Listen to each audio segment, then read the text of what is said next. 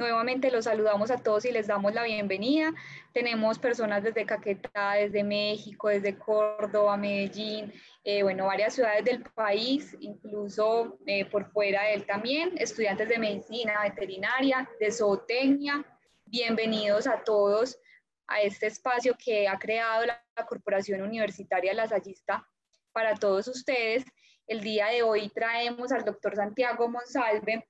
Él es médico zootecnista, especialista en microbiología, magíster en ciencias ambientales y PhD en ciencias veterinarias. Entonces esperamos que este espacio sea de agrado para ustedes. Vamos a tener inicialmente la conferencia y a través del chat vamos a estar recopilando todas las preguntas que tengan ustedes para nosotros y las vamos a solucionar al final de la conferencia.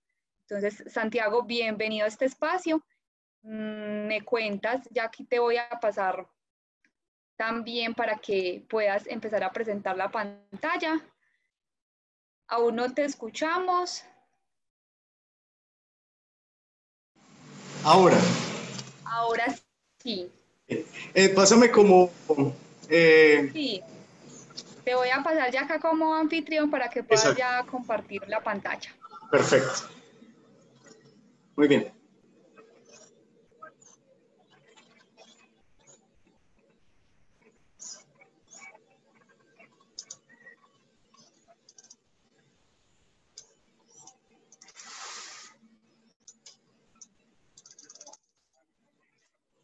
Bueno. Perfecto. Perfecto, ¿me escuchan perfecto? Te escuchamos bien y también ya estamos viendo por acá la pantalla. Listo. Bueno, entonces, antes que nada, quiero saludar a todos los que están aquí presentes y como la gran cantidad de personas que se inscribieron precisamente para esta pequeña charla.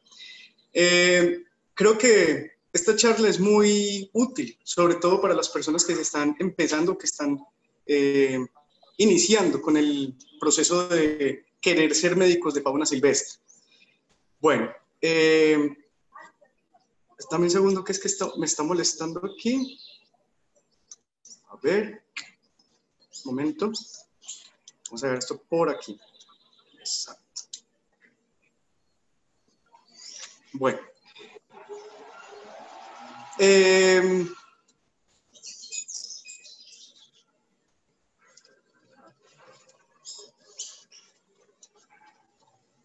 Bueno, yo creo que ya estamos todos listos en este momento. Vamos a hacer entonces una charla muy general. Yo quiero hacer algo muy sencillo sobre cómo llegan las ciencias veterinarias a Colombia y cómo llegan las ciencias de medicina de fauna silvestre precisamente a nuestro país y cómo el proceso. Entonces es un momento muy bonito, digamos, de la historia, porque hay mucha gente que quiere iniciarse en la medicina de fauna silvestre y de pronto no sabe cómo. Bueno, la idea mía con esta pequeña charla es como ponerles a ustedes como un ramillete de posibilidades sobre el quehacer del médico de fauna silvestre en nuestro país. Algunos ejemplos, digamos, de algunos médicos veterinarios que hacen puntualmente o trabajan con fauna silvestre. Y creo que va a ser una charla más vivencial que académica, ¿cierto? Entonces quisiera de pronto que si hay alguna pregunta de tipo académico, algo que yo pueda responder, pues lo hagamos simplemente al final de la charla, ¿cierto? Esa es la idea. Bueno, entonces, como primera medida, tenemos que hablar que, o desde mi punto de vista, las ciencias veterinarias se le deben, digamos, en gran medida a todos los estudios que hizo Aristóteles en el pasado. Aristóteles fue quizá el primer zoólogo que existió y él dedicaba su tiempo, él tenía mucho tiempo libre, pues en ese tiempo no había otra cosa sino estar pendiente de lo que la naturaleza podía mostrar. Entonces él escribía, él dibujaba, él hacía muchas cosas que tenían que ver con los animales. Y a él se le debe incluso los primeros estudios anatómicos. Después viene una cantidad de acontecimientos, pero, a ver, yo les cuento, los primeros veterinarios en realidad eran los mismos carniceros eran los mismos médicos. ¿Por qué? Porque ellos tenían como afinidad hacia ciertos tipos, digamos, de apreciaciones anatómicas. Entonces, cuando había que hacerle, por ejemplo, la amputación a una persona, llamaban al carnicero del pueblo. Los primeros veterinarios salen en el Código Hammurabi, por allá hace como, no me acuerdo, eso es del 3000 antes de Cristo aproximadamente, y en el Código Hammurabi lo que dice básicamente es una serie de normas que nosotros como, digamos, como médicos, o pues en ese tiempo, se tenían que cumplir, y habían también códigos, digamos, en China. En China el que se encargaba, digamos, de la salud de los animales, era una persona, digamos, que era nombrada por los mismos pueblos, pero ellos tenían que pagar los animales si se les llegaban a morir. Incluso podían pagar con castigos físicos. En el medioevo ocurre una de las mayores pandemias que se conocen, y quizá una de las enfermedades y de los patógenos que más ha matado personas a través de la historia, a través de la humanidad, que es Yersinia pestis. Hoy en día Yersinia pues no es, digamos, una entidad tan epidemiológicamente considerable, porque al parecer pues hay varias hipótesis sobre la misma. Yersinia pestis todavía existe en la naturaleza.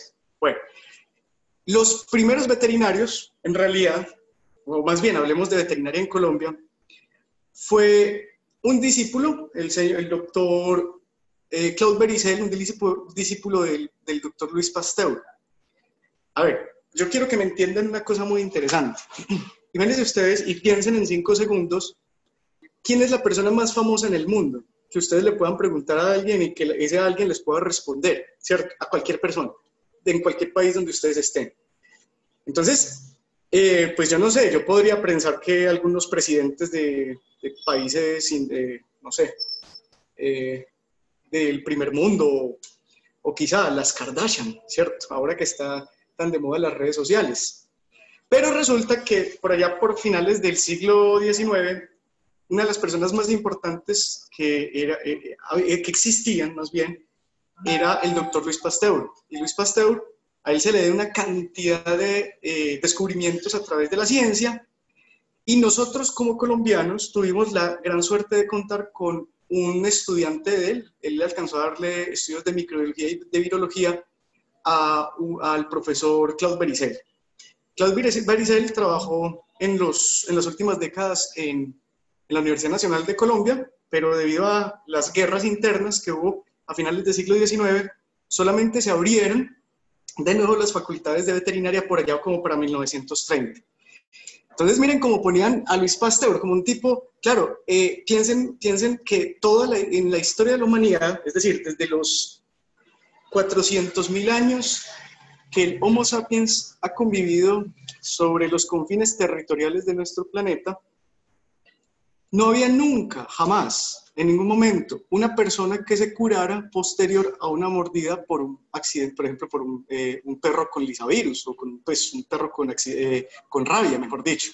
Es decir, una persona con un accidente rábico jamás se había salvado después de ese acontecimiento. Entonces, la historia cuenta que Louis Pasteur, en su laboratorio, trabajó con virus de la rabia, trabajó con Pasteurella multósida, trabajó con carbón bacteriano, pues Clostridium chauvoi, Bacillus anthracis, y él fue, digamos, el que le dio un empuje muy alto, muy realzado al uso de algunos biomodelos para la construcción, por ejemplo, de vacunas atenuadas, con el fin de inocular el primer niño que, digamos, o este joven, que se llamaba, este chico se llamaba Joseph Meister, y él, lo que sucedió con este joven fue que le inocularon un extracto de los cerebros macerados, pasados por el sol, de conejos que habían sido infectados artificialmente o a nivel de laboratorio con lisavirus.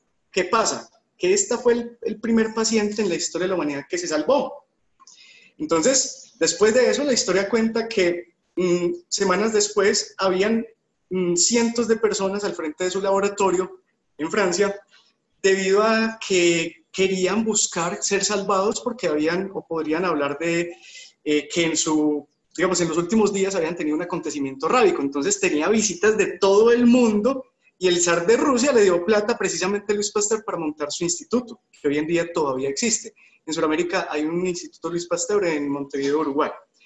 Bueno, sin hablar mucho de la historia, yo quiero hablarles, digamos, insisto, esto es muy vivencial y les puedo hablar por lo que sé, que es más regional, más de la zona, bueno, más del país, que digamos de otros países, pero si ustedes se van a cualquier país y digamos a cualquier programa de veterinaria, cualquier facultad que esté involucrada en la medicina de fauna silvestre como un área del conocimiento, se van a dar cuenta que este señor que ustedes ven aquí a la izquierda, que se llamaba Murray Fowler, es uno de los pioneros, o no, no es uno de los pioneros, no, es tal vez el pionero de la medicina de fauna silvestre, debido a que él, digamos, cuando estaba más joven, cuando era profesor universitario en Estados Unidos, hizo el primer libro, digamos que hoy en día es considerado la Biblia de la medicina de fauna silvestre, que es este, ¿cierto? Que ya va por su 9ª edición.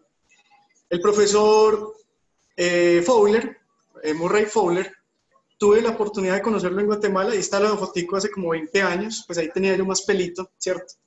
Y me pareció un tipo muy humilde, muy formal. Y me pareció también curioso, a todos los congresos iba siempre con su esposa. Entonces él alcanzó a venir a Colombia antes de morir. Fue muy bonito haberlo visto casi 12 o 13 años después de esta foto, en Medellín. Él estuvo en un congreso y fue muy bonito haberlo vuelto a ver. Resulta que en los libros de Fowler, él adjunta conjuntamente a su estudiante, Eric Miller.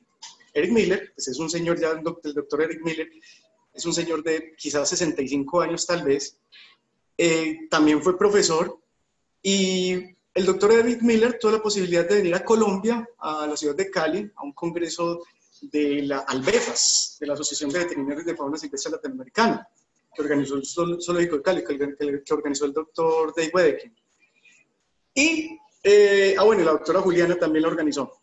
El doctor Eric Miller hizo una presentación de un trabajo muy interesante, y hoy en día, como el doctor Fowler, esta es la última edición del libro de Fowler, va en la edición número 9, hoy, debido a que el doctor Fowler murió hace aproximadamente 3 años o 4 años, el doctor Miller en este momento es el que está a cargo de, digamos, de la publicación de del libro de Fowler. Va por la edición número 9, posiblemente salga la número 10, no sabemos cuándo, pero seguramente es el doctor Eric Miller el que se encargará de sacarlo. El doctor Alonso Aguirre fue la primera persona como reconocida desde mi punto de vista de habla hispana, que incluso hablando, digamos, ya en el idioma inglés, que llevó un término que comprendo, que está comprendido en el nuevo paradigma Van Heldt, que se llama la medicina de la conservación. Y él saca una serie de libros, 2 libros, a comienzos de este siglo, no sé, esos libros son por allá como de 1990 y pico, del año 2000, esta es la 2ª edición, y él enfoca su libro principalmente a una situación en la que comenzó, digamos, a ampliarse el conocimiento de la medicina de fauna silvestre. ¿Por qué? Porque durante muchos años en Colombia los zoológicos que han existido desde casi 1940, 1950, eran públicos. Esos zoológicos han trascendido, digamos, muchos de ellos a ser organizados o ser administrados por fundaciones. Eso ha permitido, digamos, una muy buena administración en este momento, y creo que en comparación con otros países, los zoológicos, digamos, estaban tratando de, digamos, de organizarse en lo que nosotros conocemos como la Copazova. Digamos que la Copazova pues lleva ya muchos años trabajando, y bueno, la medicina de fauna silvestre comprendía la medicina pura, es decir, el veterinario de zoológico que se encargaba de la curación de los animales, y como para ese entonces, si les estoy hablando de hace 30 o 40 años atrás, había muy poca información sobre la medicina de fauna silvestre.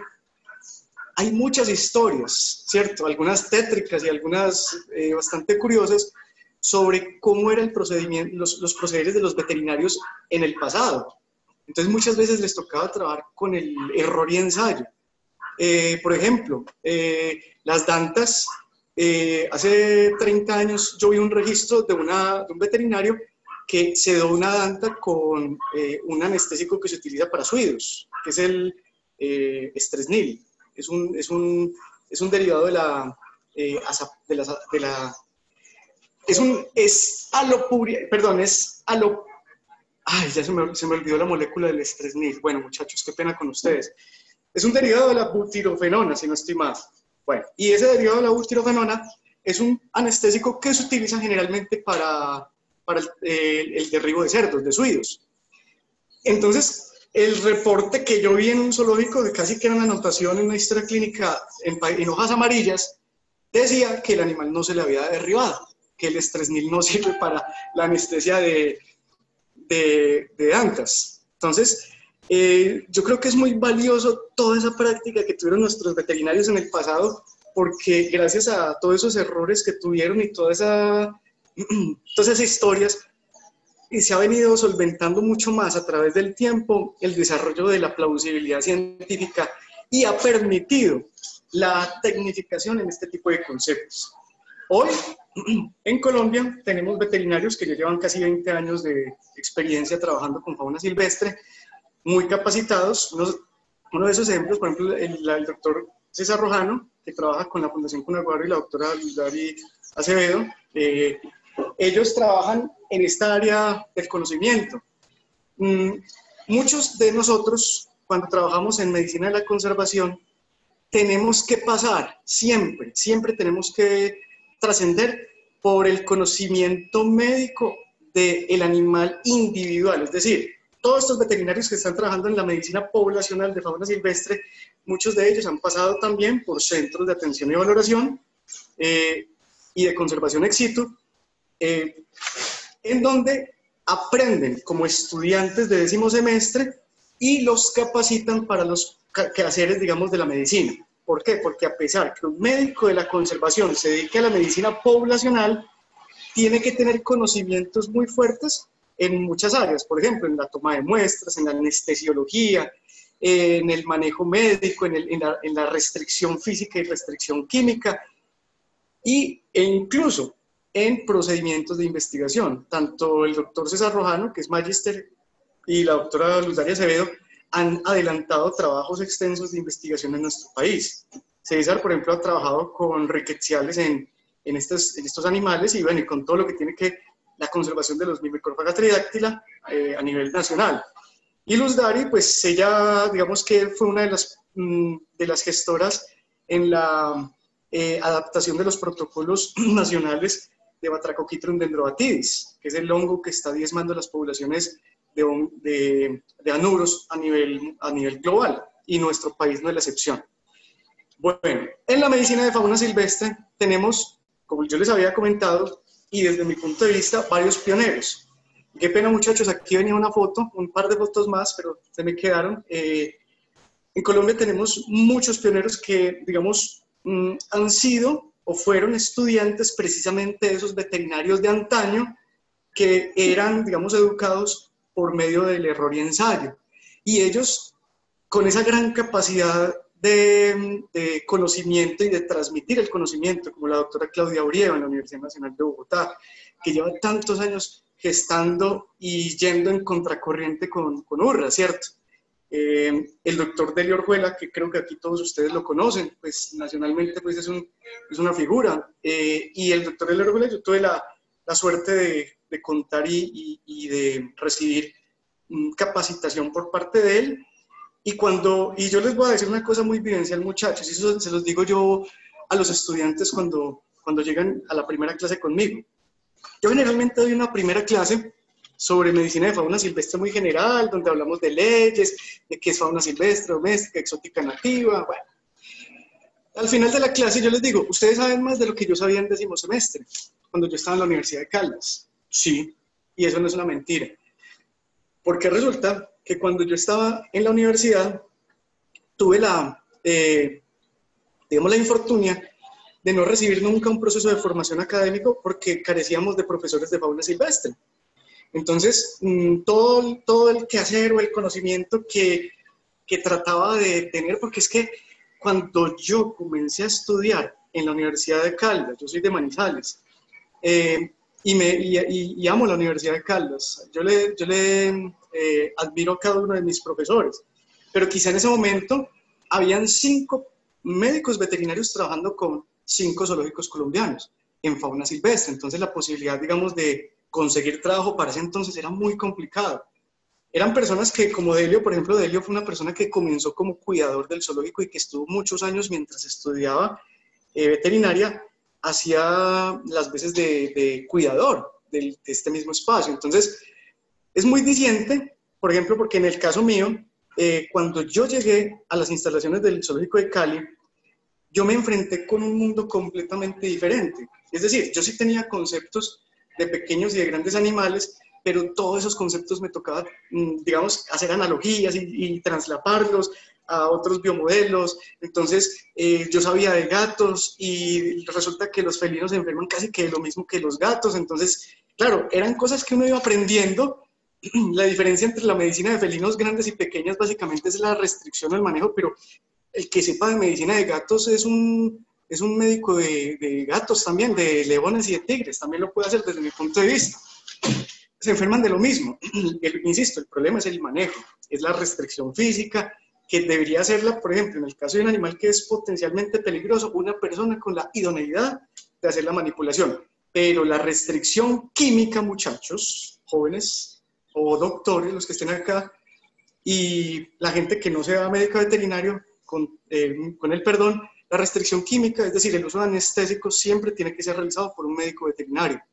¿Por qué? Porque a pesar que usted puede saber un cóctel anestésico para anestesiar ese león, si ese león le entra, por ejemplo, en un problema médico en algún momento, una persona que no sea médico veterinario no va a tener la capacidad para resolver una situación anómala como puede darse en el caso de efectos indeseables en la combinación de anestésicos. Entonces eso es muy importante, eso es muy importante.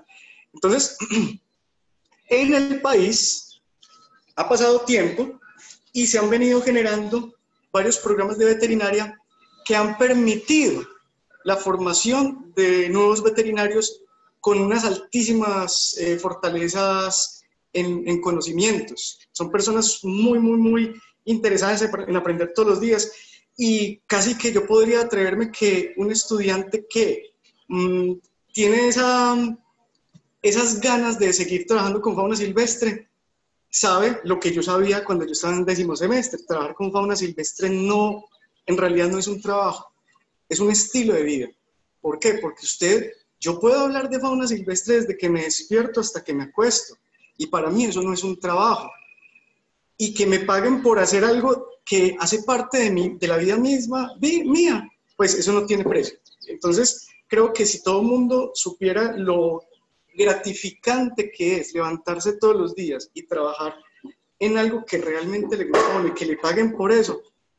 Entonces yo siento que cuando yo les voy a dar un consejo. Cuando yo estaba por allá hace 20 años graduándome, yo me gradué con un veterinario que trabaja, un doctor ya, el doctor Harold Castaño.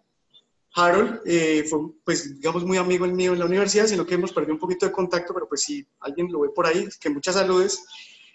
Harold ahorita trabaja mucho con quirópteros. Él es doctor en biología de la Universidad Javeriana.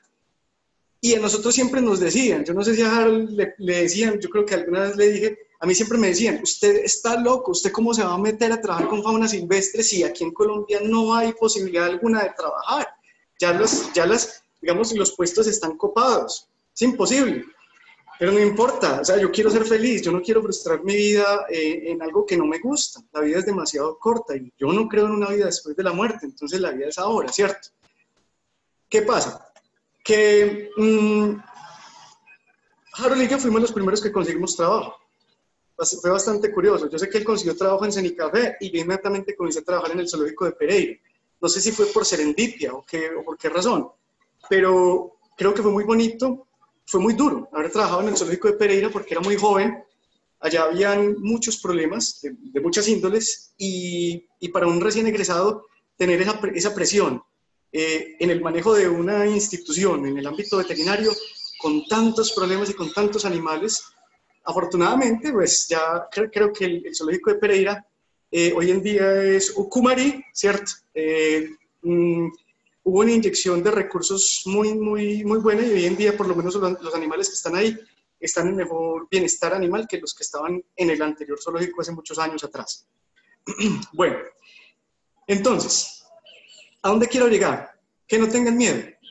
Los veterinarios que hoy en día quieren ser veterinarios de fauna silvestre, hoy en los programas de veterinaria ya tienen la posibilidad de tener docentes, no un docente, sino docentes. Hay programas donde hay varios docentes que les enseñan a los estudiantes precisamente de todos estos cuentos de fauna silvestre. Entonces hoy en día ya está saliendo un grupo de estudiantes muy capacitado. El doctor, por ejemplo, la doctora Mariana Machado, doctor Santiago Rodríguez, que tiene una clínica veterinaria que se llama Spikes aquí en Sabaneta, el doctor Andrés Barbosa, que realmente lo admiro mucho por todo el trabajo en exóticos que ha hecho de manera nacional. Realmente no es ni siquiera local, es nacional porque lo que él dice se escucha casi que en todos los sitios aquí en nuestro país. Entonces, digamos que lo que quiero mostrarles a ustedes es que el cuento de la medicina de fauna ha trascendido a un punto en el que ya no es solamente la medicina pura del individuo, sino también el ramillete de posibilidades es enorme. La medicina de pequeños hoy se ha venido especializando a través del tiempo. Jóvenes, quítense eso de la cabeza. Cuando uno sale de ser veterinario, a no ser que usted tenga mucha experiencia en un campo en particular, usted es un médico general.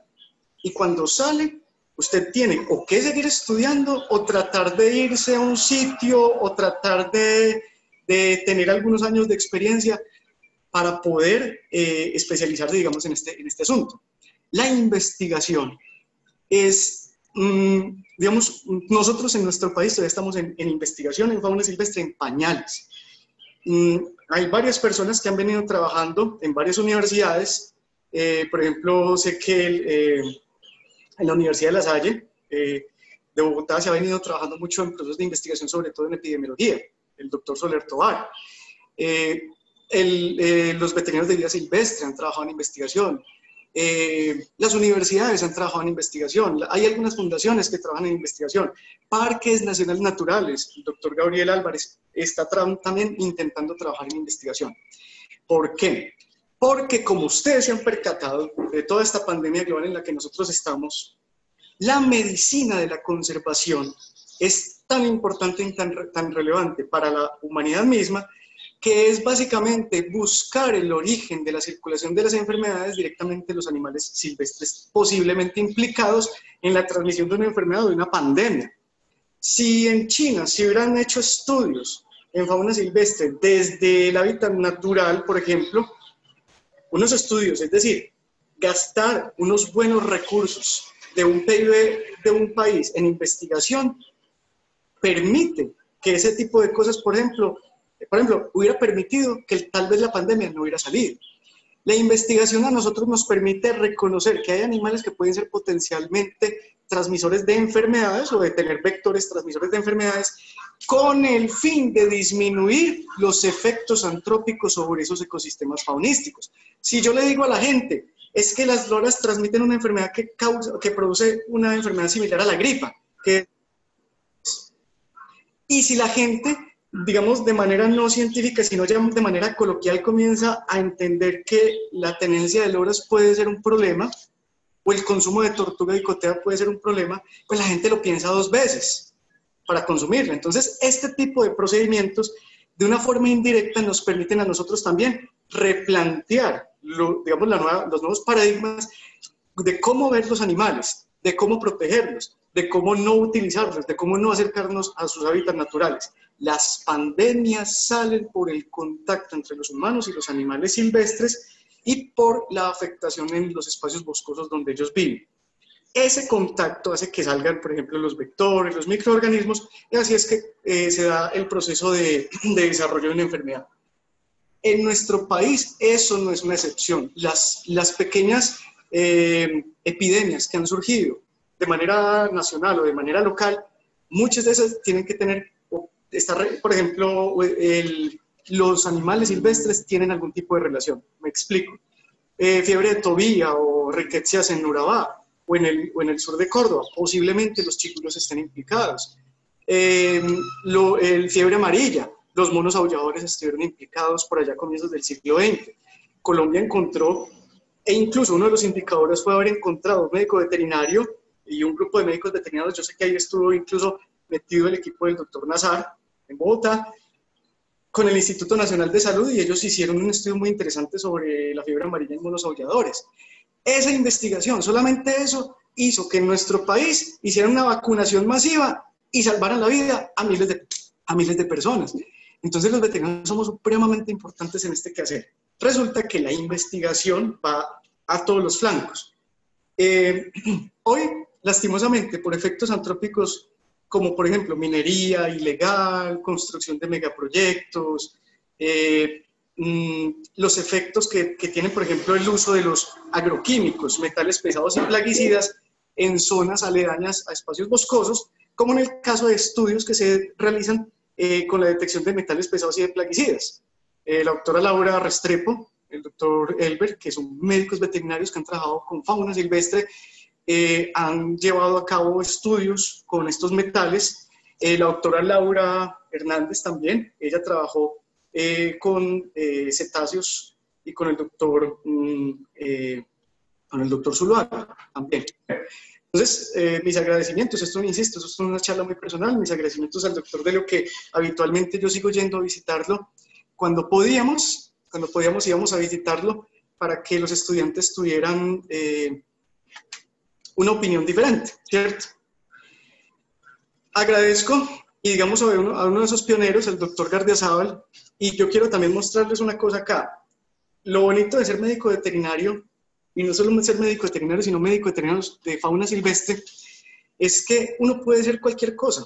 Uno puede ser político, uno puede ser profesor, investigador, médico, cirujano, puede ser anestesiólogo, es decir, usted también se puede especializar en este asunto. Y lo bonito en estos últimos 5 años es que la fauna silvestre se ha venido especializando en estos últimos 5 años en nuestro país. El doctor Gardiazabal fue el profesor del doctor de la Orjuela, fue de esos médicos veterinarios precisamente que utilizaban el error y el ensayo, yo a él le debo muchas cosas. Los conocimientos técnicos se los tomé generalmente al profesor mío, que era directamente el doctor de la Orjuela, pero del trabajo, del día a día, del quehacer, del manejo de personal, yo le debo mucho al doctor Gardiazabal, quien es escritor, ¿cierto? Que es un médico veterinario de fauna silvestre, artista y escritor. Bueno, miren el libro que él escribió hace algunos años, La semblanza de una mariposa. Pues yo no sé si ustedes sabían, el doctor Gardiazabal es el primo, o yo no sé, es familiar de un escritor y periodista de Álvarez Gardiazabal. Bueno, entonces para el que les guste la lectura, ahí también, médico veterinario de fauna silvestre. ¿Qué tiene que hacer un médico veterinario de fauna silvestre? ¿O cuál es el rol del médico veterinario de fauna silvestre en Latinoamérica? Porque es que yo me he percatado que la situación no es solamente en nuestro país, no solamente es en Colombia, es en Latinoamérica en general. Un médico veterinario de fauna silvestre puede trabajar en centros de atención y valoración o centros de rehabilitación, buscando, por ejemplo, procesos adaptados a protocolos rígidos y bien específicos para proceder con la liberación de animales a su entorno natural. Un médico veterinario de fauna silvestre tiene que saber hacer cirugías.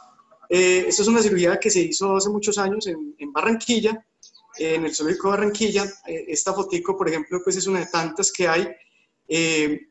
Un médico veterinario de fauna silvestre puede ser cirujano, sí y no, y me explico. Resulta que nosotros, como faunólogos, también tenemos, digamos, la experiencia, o tenemos las capacidades y tenemos los criterios para hacer algunas cosas, pero en otras cosas no nos sentimos como tan capacitados.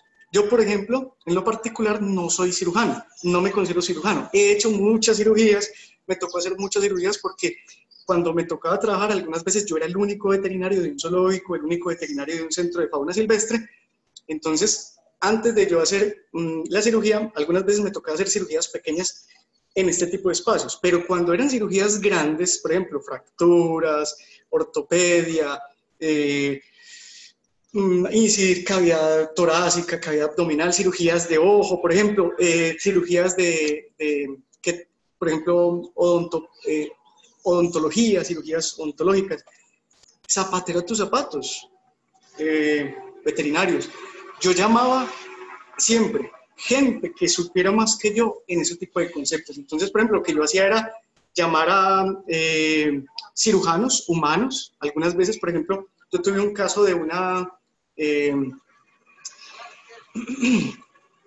catarata bilateral en un Zapajos Apella, y esa catarata bilateral me ayudó un médico humano de apellido Alvis, en Barranquilla. Hicimos una cirugía preciosa.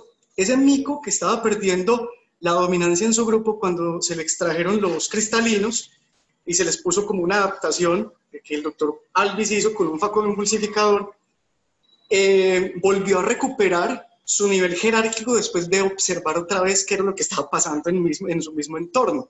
Entonces creo que ese tipo de cosas son muy bonitas.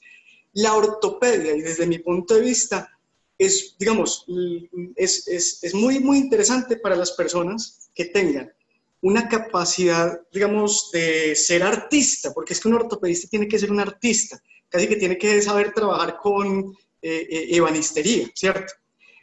Y tiene que ser una persona, obviamente, con unos altos conocimientos en la medicina veterinaria, en la anatomía, y una persona, en algunos casos, con fuerza. Un ortopedista tiene que tener mucha fuerza porque algunas veces para poder hacer acercamiento de planos, por ejemplo una fractura, se requiere mucha fuerza y mucha paciencia. Entonces, los ortopedistas que yo conozco son tipos grandes, ¿cierto? Son de manos grandes, pero son personas con una capacidad de manejo del hueso, con una fragilidad. No, si yo fuera ortopedista, o si fuera, por ejemplo, médico humano, por ejemplo, dedicado a hacer cirugías plásticas, yo ya tendría por ahí 100 demandas, ¿no? Seguro, yo no soy buen cirujano, los puntos me quedan feos. Entonces yo creo que uno, a través del tiempo, uno se va percatando de las competencias y de las fortalezas que uno va teniendo. Una de las cosas que yo veía en los zoológicos es que los zoológicos tienen que saber marcar los animales, tienen que aprender, por ejemplo, a hacer procesos de marcaje con bandas, microchips, muescas, y hay algunos procedimientos donde se requiere la restricción química, es decir, anestesiar animales para este tipo de fines. Bueno,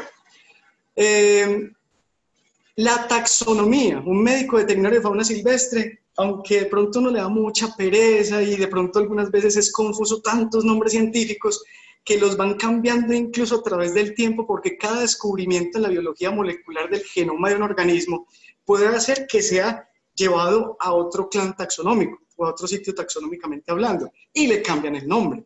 Entonces, uno todos los días tiene que estar pensando en que los nombres y esa taxonomía puede ir cambiando. Por ejemplo, yo ahorita casi digo, en vez de decir Zapajos Apella, casi digo Zeus Apella, ¿cierto? ¿Por qué? Porque el nombre del Zapajos fue cambiado unos años atrás. Bueno, la atención de los animales bajo parámetros de cuidado de cada una de las especies es muy diferente. El manejo de este individuo, de un felino de este tipo, de un, por ejemplo, un Bradipus variegatus, un perezoso de 3 dedos. Entonces, algunas veces el médico veterinario nosotros no contamos algunas veces ni siquiera con la infraestructura para el manejo de este tipo, algunas veces de animales. Entonces, hay médicos veterinarios o personas que se han capacitado, digamos, en el manejo de algunos individuos que por cuestiones de estrés por confinamiento y otro tipo de situaciones mueren después de muy pocos días de haber sido extraídos del medio natural, como en este caso, estos animales.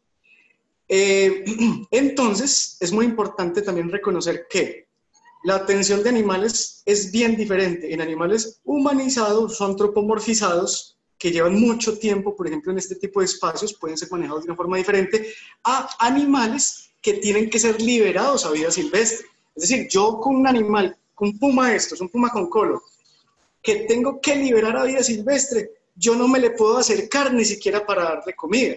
Es decir, tiene que estar en un recinto completamente cerrado y recibir alimentos que sean relativamente similares a los que ellos van a obtener en vida silvestre. Un ejemplo, si esos animales van a comer en vida silvestre, no sé, paujiles, por ejemplo, nosotros no podemos meterle como presas vivas paujiles a un animal de estos. Fauna silvestre, para darle presa a otro animal silvestre, no es posible en nuestro país. Yo no sé si en otros países se hace, pero eso también, incluso desde mi punto de vista, tiene implicaciones éticas. Ahora, si usted toma una gallina, digamos de un color oscuro, que sea de un color similar a lo que un felino de estos va a encontrar en vida silvestre, pues es muy diferente.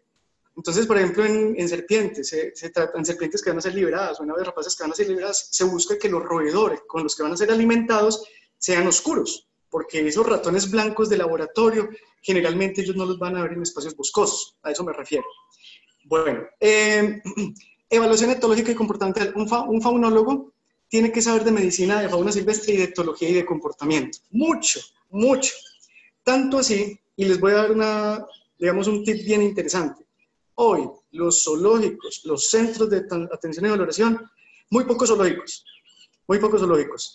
Y la mayor parte de los zoológicos y la mayor parte de centros de atención y valoración deberían tener veterinarios o personal capacitado para la evaluación etológica y comportamental de los especímenes.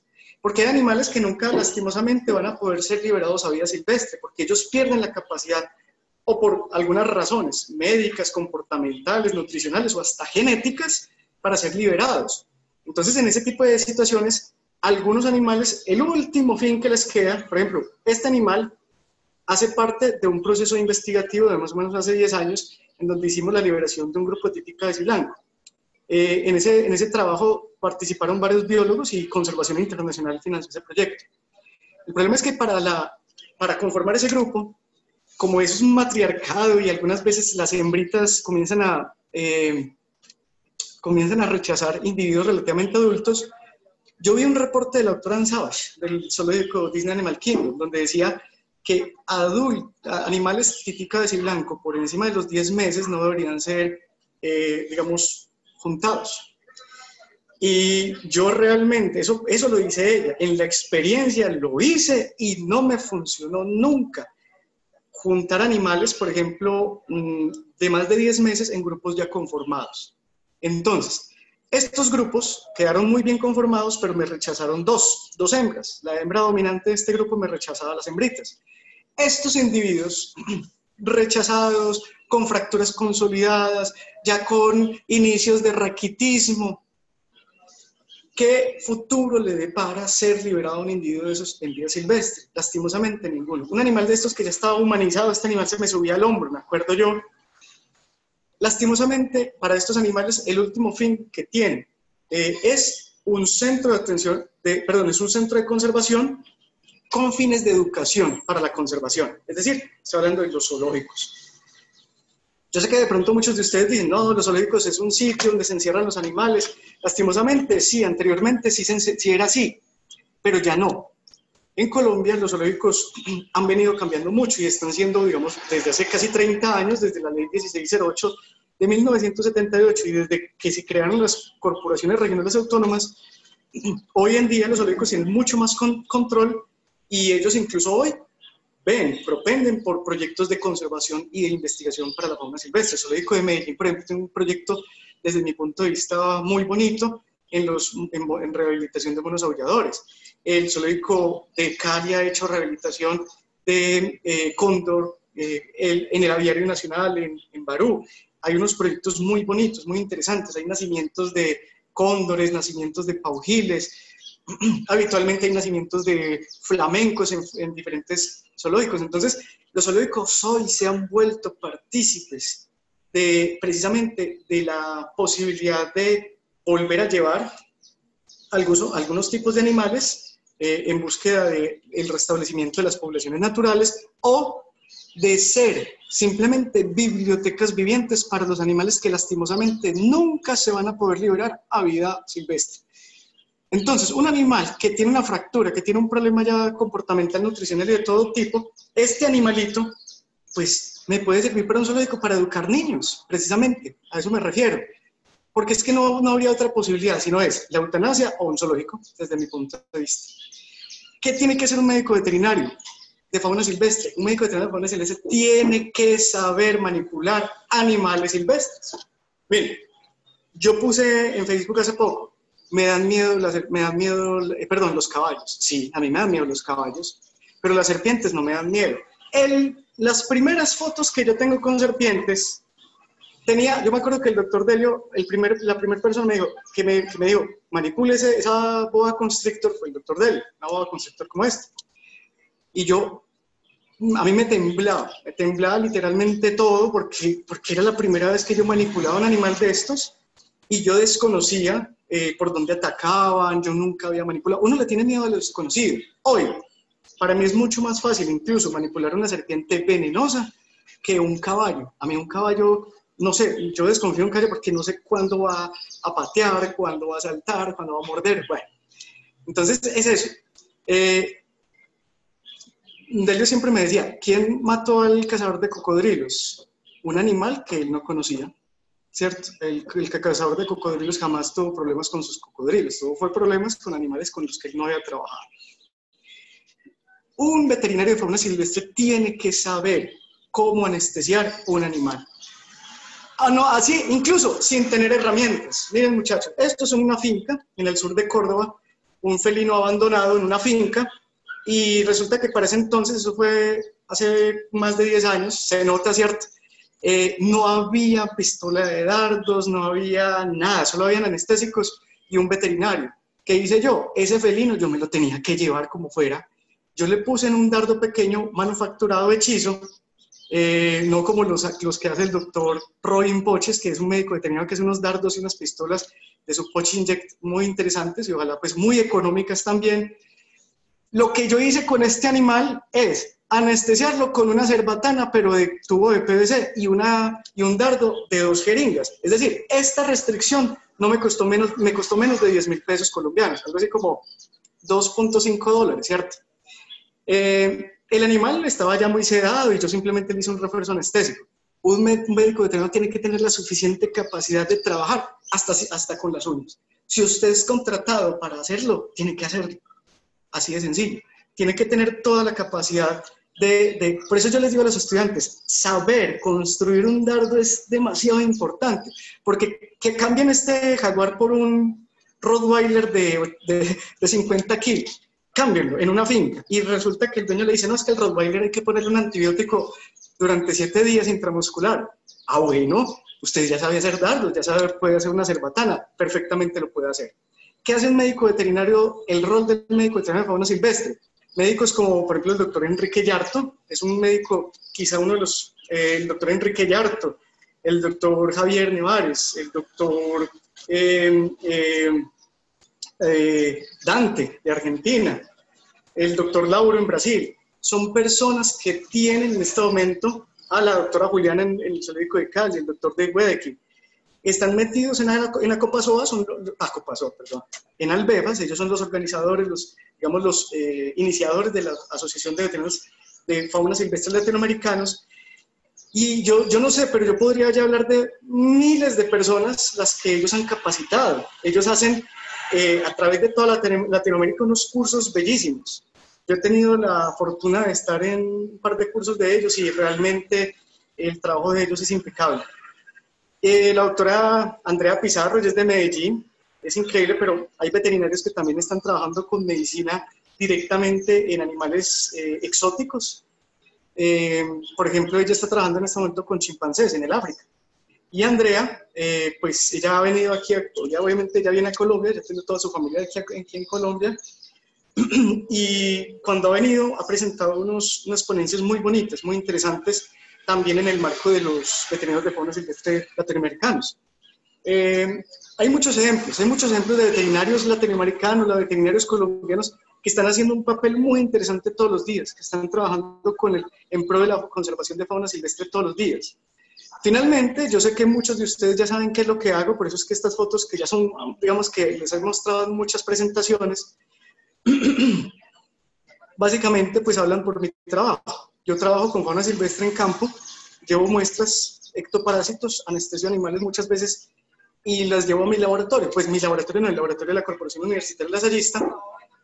Yo hablo de mi laboratorio pues porque tengo un amor inmenso porque lo vine a hacer desde el primer ladrillo. Hoy, el laboratorio de la Universidad Lasallista, yo me siento absolutamente orgulloso porque el laboratorio va a comenzar a recibir, tiene toda la infraestructura y es muy factible que comience a recibir muestras para salvar vidas humanas. Va a comenzar a hacer procesos de muestreos y de llevar muestras para el análisis de COVID.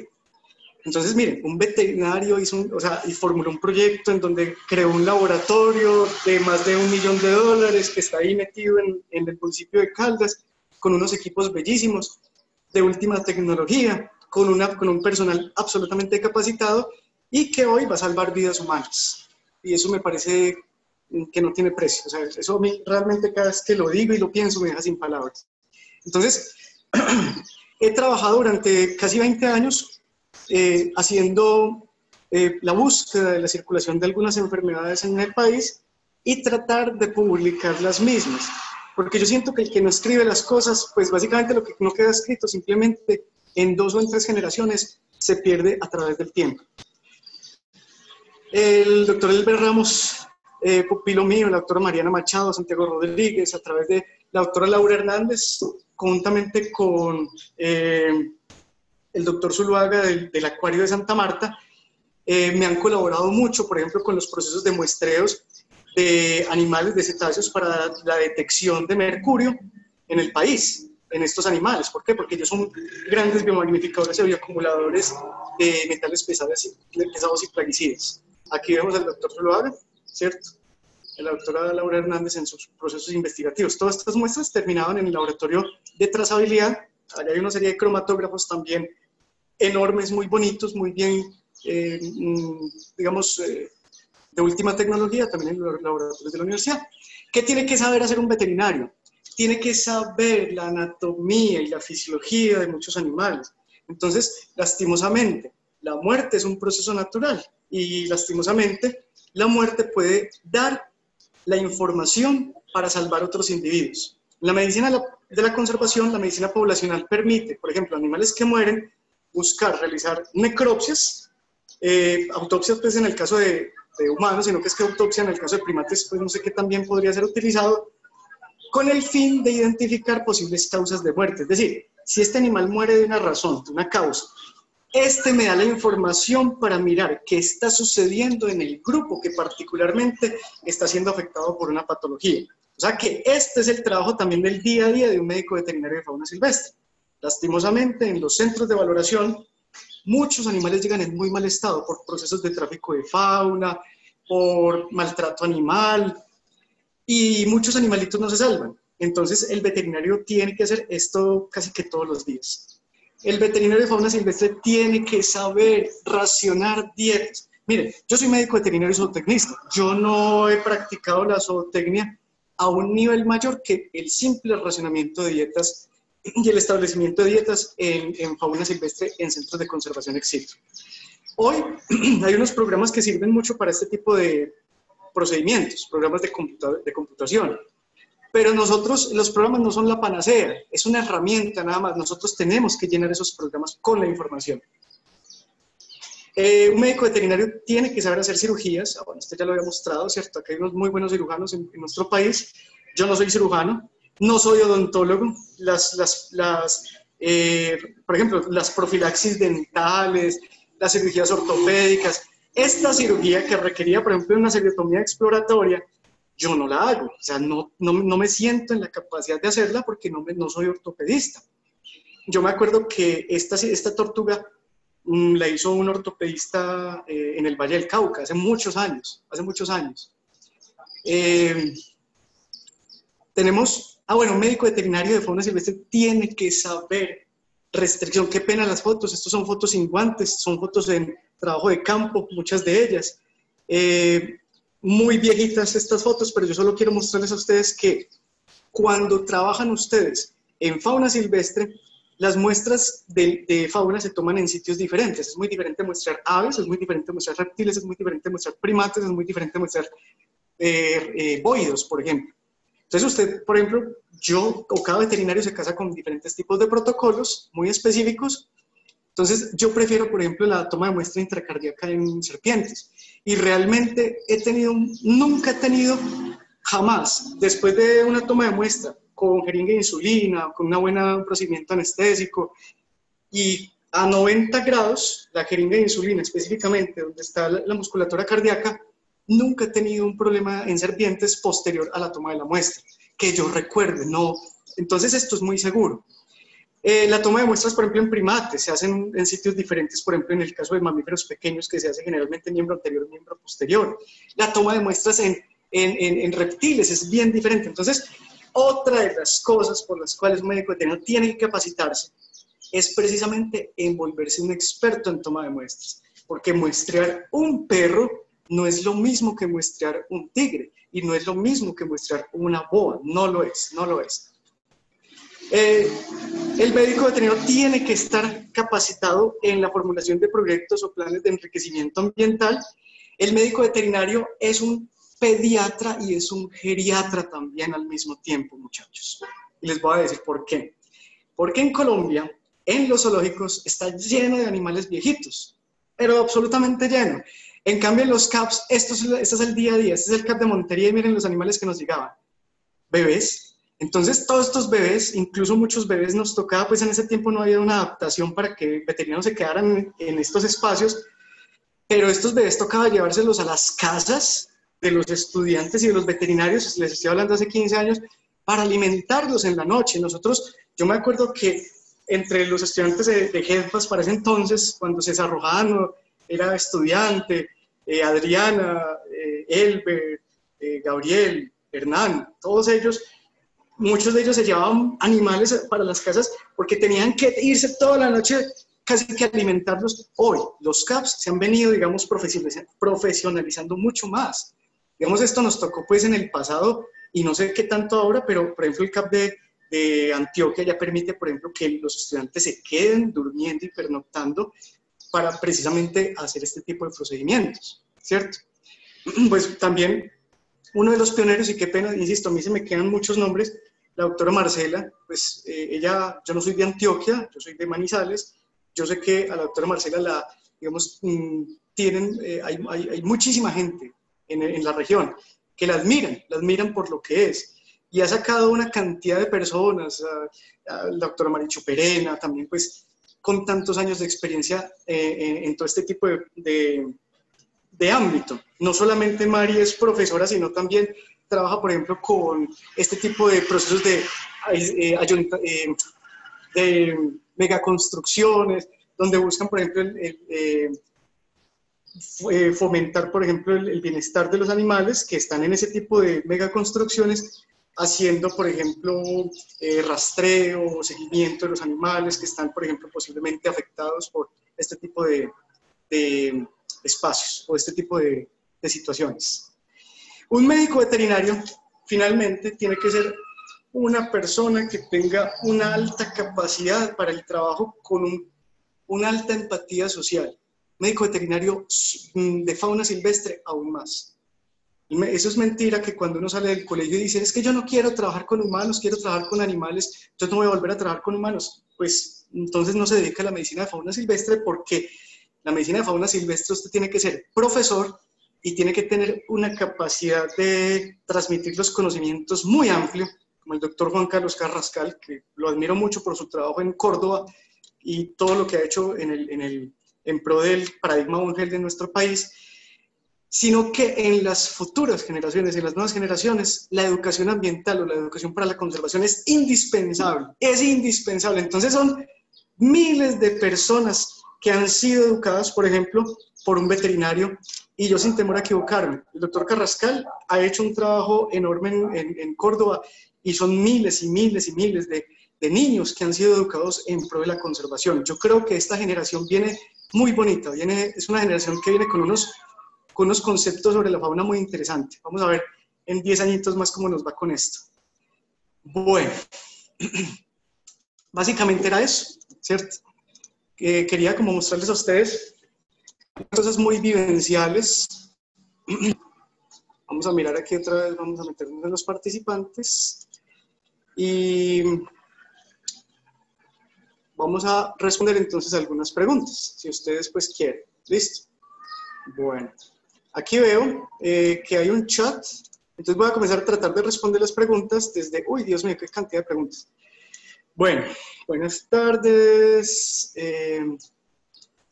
Un nuevo mensaje. Voy a tratar de responder pregunta por pregunta, ¿listo? Entonces tengan un poquito de paciencia. Bueno, aquí hay una cantidad de saludos, listo. Listo.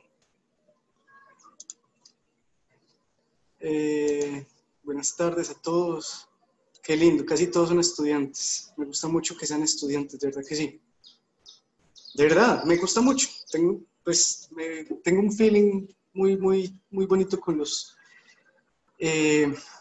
estudiantes. Eso siento. Bueno, estos son, muchos de ustedes se están presentando. No hay preguntas todavía. Ya tenía mucho miedo, pensé que eran muchísimas preguntas. Bueno, y aquí ya comenzaron las preguntas. Bueno, Caterine Muñoz, la primera que veo. Tristemente en Colombia no se invierte en la investigación. Sandra Franco, ¿es cierto que los monos tití son recuperados, no se pueden devolver a su hábitat natural? Sandra, vea. Hay un artículo de Tití cabeciblanco más o menos de hace 10 años. Ese artículo es el primer proceso de liberación de Tití cabeciblanco que se hizo en un espacio que se llama el Lurica, Lorica, es Atlántico, Lurica, Córdoba. Estoy confundido. Lurica es donde están las arepas de huevo. Sí, eso es Atlántico. Lorica, Córdoba, qué pena. Un lapsus brutus. Lorica, Córdoba. Hay unos humedales muy lindos, muy interesantes, y en esa zona geográfica se hizo un procedimiento durante 6 meses pagado por Conservación Internacional de una liberación de Tití cabeciblanco. Se liberó un grupito de 5 individuos. La cosa es que ese procedimiento costó mucha plata. O sea, te digo que la liberación o la recuperación es digamos, por algunas personas es cuestionada, porque es un para una situación que quizá no tenga los mejores indicadores digamos, de conservación. Es decir, yo recuperé 5 individuos, pero que quizá con muchísima más, o con esa plata, yo puedo educar mucha gente en pro de la conservación en ese mismo espacio para que no maten a los tití cabeciblanco. Obviamente, estamos hablando digamos, de individuos, la salud de un individuo, la vida de un individuo vale mucho. Entonces esos titís fueron liberados y esos titís fueron bien liberados. Entonces cuando yo te digo que fueron bien liberados es que hubo incluso seguimiento durante 2 meses posterior a la liberación. Ese proyectico, y te hablo de hace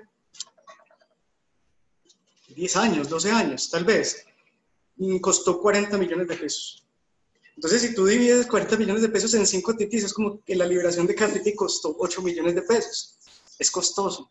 Los procesos de rehabilitación y de liberación son supremamente costosos si se quieren hacer de manera adecuada. Porque tú puedes liberar cualquier individuo, pero te pasa lo que me pasó a mí, y yo les voy a contar algo muy triste. Uno aprende de las cosas buenas y de las cosas malas que le pasa a uno. Cuando yo llegué a Montería en el año 2006, en medio de mi terquedad y de mi propio animalismo, pues uno, digamos que uno se va a través del tiempo, uno puede volver a nacer muchas veces. Y uno de mis nacimientos faunólogos fue precisamente cuando liberé un felino en las inmediaciones del Parque Nacional Natural Paramillo. Y la liberación fue pésima, porque yo lo liberé hace muchos años, eso fue cuando yo llegué, e incluso, incluso siendo muy terco, un biólogo que estaba ahí me dijo, no lo libere porque está muy humanizado. Y yo decía, no está tan humanizado, es que mire la jaula miserable en la que está encerrado, qué pesar, y lo liberé. Me fui con el corazón hinchado y listo. Al otro año volvió otro felino, pero ese sí estaba muy recién capturado de vida silvestre en Tierra Alta, Córdoba, una tierra muy linda, pero con muchísimos problemas sociales. Fuimos allá capturamos el animal y se liberó en el Parque Nacional Natural Paramillo. Cuando llegamos a la misma inmediación de esa zona, un tipo nos dijo, ah, ustedes fueron los que liberaron el gato el año pasado. Y yo, sí, ¿por qué? Ah, no, porque es que el gato se fue rápidamente, donde habían como unos raspachines, y lo mataron. O sea, el gato, el felino, lo mataron a los 2 días de haber sido liberado. Y yo no me percaté sino hasta después de casi un año posterior a esa situación. Entonces es muy triste porque se perdió recursos, se perdió tiempo, se perdieron muchas cosas por una mala liberación, por un mal proceso. Entonces eso a mí me enseñó mucho. Y desde ese momento, las liberaciones que traté de hacer siempre fueron utilizando el mayor número de recursos posibles. Bueno, ¿de qué depende el nivel de antropización y rehabilitación? Para mí, de la especie y de la especie y del tiempo que lleve fuera de su hábitat natural. Es muy diferente, por ejemplo, liberar un animal como un reptil, como una ave rapaz. Yo veía, por ejemplo, en Bogotá, los procesos de rehabilitación de aves rapaces que hacían en Engativá, y ellos hacían un proceso pues muy bonito. Los encerraban, no podían ver absolutamente nada, y al final los liberaban, ¿cierto? Bueno, hay animales que, digamos, si usted tiene la posibilidad de darle una serie de situaciones, el animal puede ser rehabilitado. Pero hay animales que por más que usted propenda por el proceso de rehabilitación, desde mi punto de vista, porque eso tal vez no está escrito en ningún lado, eso es desde mi punto de vista, no. Por ejemplo, un loro que lleve mucho tiempo en una casa, encerrado, con una familia, que lleve 40 años viviendo en una casa, que se sepa cantar el himno nacional, ese loro no se va a liberar nunca a vida silvestre. Ese loro, si es decomisado por las entidades gubernamentales, se va a ir al CAP, no lo van a liberar nunca. Es muy difícil. Entonces, y también esto es muy personal, y qué pena, pues insisto, creo que en este tipo de cosas se puede, digamos, llegar al debate, ¿cierto? Yo siento que uno de los problemas de la normativa respecto a la ley en Colombia tiene que ver mucho con que a todos los animales silvestres los ponen en el mismo costal. Para mí un loro es un cuento muy diferente. Los loros son animales que sufren mucho cuando son retirados de una familia. Yo como veterinario sufría mucho cuando decomisaban loros, porque los loros casi que había que meterse a la jaula y seguir como consintiéndolos, mimándolos un tiempo mientras se habituaba a esas condiciones inhóspitas. Era muy complicado. Entonces, desde mi punto de vista, yo siento que la normativa debería cambiar respecto a algunos animales. No estoy diciendo promover la tenencia. Estoy diciendo que, como se hace que se hizo en algunos países, hay sitios donde va a ser imposible digamos, el decomiso total de los animales que hay en los entornos hogareños. En Barranquilla hay 30.000 hogares con loros en las casas. Entonces, cuando usted habla de 30.000 hogares, o sea, de 280.000 hogares, algo así como 150.000 hogares, 30.000 loros, 30.000 hogares con loros. Es muy complicado. Eso es, pensar en la liberación y en la rehabilitación de toda esa cantidad de animales, eso es imposible pensarlo. Yo con 100 loros en un CAP, yo ya estoy colapsado. No, es que con 100 no, con 20 o con 30. Bueno, la Acuario de Santa Marta, la Universidad tiene un proyecto muy bonito de liberación de tortugas. Yo lo conozco, es muy bonito.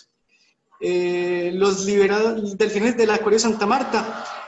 Miren, muchachos, y también quiero decir, el problema es que los periodistas algunas veces hablan con cosas que no son verdad. Realmente el que se le debe ese proceso de liberación de los delfines, del condicionamiento y de la capacidad que tienen esos delfines para, digamos, estar ahí, condicionados por comida, es el doctor Zuluaga. O sea, yo conozco al doctor Zuluaga y él lleva muchos años trabajando con esos animales y esos animales lo conocen a él perfectamente. Sí, ¿cómo han sacado de los elefantes? Es una muy buena pregunta, Angélica. ¿O es una pregunta o no es una pregunta? En Ocumarí se ha logrado sacar varias veces a los animales. Angélica Moreno, sí, se ha logrado sacar, pues yo creo que sí. O sea, a todos los veteranos que me conozcan de acá, les digo, afortunadamente no me tocó anestesiar nunca un animal grande de esos. ¡Qué miedo! ¡Qué miedo! No. Sacarle sangre a un elefante o sacarle sangre a un rinoceronte. Realmente admiro mucho a los veterinarios que son capaces de meterse con un elefante. Realmente el nivel de estrés que uno tiene que tener, el umbral de nivel de estrés es demasiado alto, yo no lo tengo, se me estallan las glándulas suprarrenales, de solo pensar. Bueno, rehabilitación de alobata, pudo ser liberado 8 años, considero que depende del diagnóstico del veterinario, listo. Sí, lastimosamente los alobata, los monos aulladores, para el que no conozca, son animales que sufren también mucho los procesos de cuando están en el entorno de una casa. Ellos son muy sensibles, se deprimen muy fácil, es que ese estómago que tienen es un problema berraco, y ese estómago, cualquier cambio de ánimo, se acidifica, y en ese estómago comienza a proliferar una cantidad de bacterias que son comensales, pero ya a niveles patógenos, y casi todos esos animales se mueren es de timpanismos, neumonías, pero es por eso mismo, por el estrés. El origen es el estrés. Entonces, por eso es que yo creo que en el caso de Alobata seniculus, lo primero que hay que buscar es un sitio. Bien, por eso yo hablaba de los bradipos. Ustedes tienen un bradipo, es un perezoso de 3 dedos. Si yo tengo un decomiso, un perezoso de 3 dedos, si yo sé que hay sitios que tienen y que albergan perezosos de 3 dedos con mejores condiciones, mándelo para allá. ¿Yo para qué me voy a poner a inventar si yo no tengo la infraestructura para tenerlo? Si yo tengo, por ejemplo, Alobata seniculus, en Montería había una jaula relativamente diseñada o establecida y bonita para Alobata seniculus, pero me ha tocado ver en algunos otros sitios, por ejemplo, que habían sitios que no era adecuado para la tenencia de estos animales.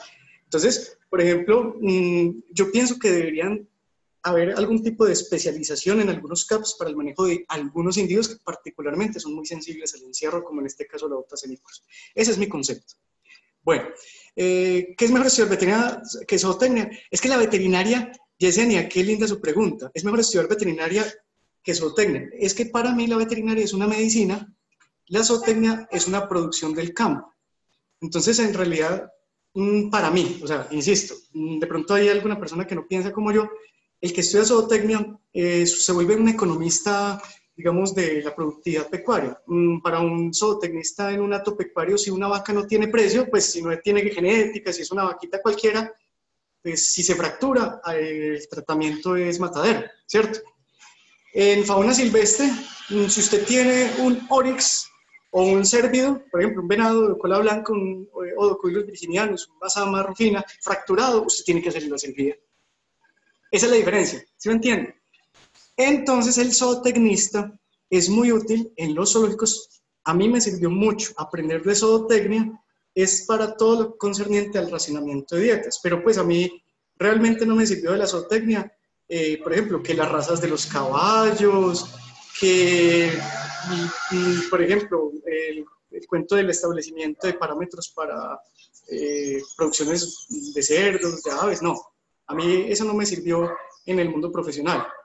¿Qué me sirvió de la zootecnia? Lo que tenía que ver con la nutrición, porque bueno, y el que trabaje con fauna silvestre, de una vez lo voy diciendo, el 50% o el 60%, más del 60% de las enfermedades de los animales silvestres, producto del tráfico de fauna, que llevan mucho tiempo en una casa, son de carácter nutricional. O sea que hay que saber de medicina de enfermedades de carácter nutricional como un berraco.